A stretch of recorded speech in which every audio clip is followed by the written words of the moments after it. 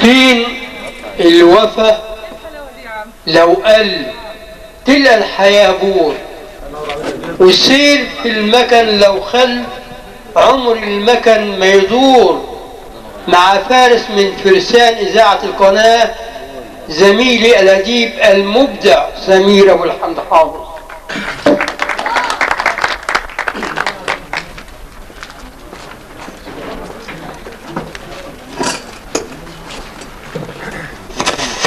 أنا هكسر حدة الوطنية بقصيدة، وأرجو أن تسامحني السيدات والبنات الفاضلات في هذا المكان.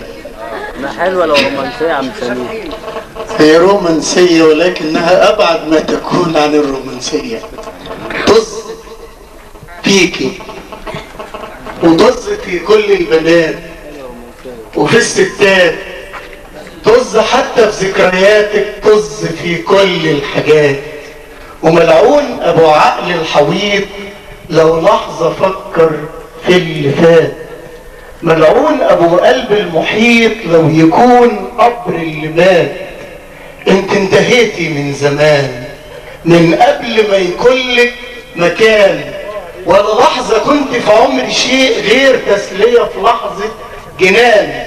يعني مش ندمان عليكي، وطز في البحرين عينيكي، طز في مشاعري وقصايدي وكل حرف كتبته فيكي، وطز فيا يوم ما حن في لحظة ليكي. شكرا.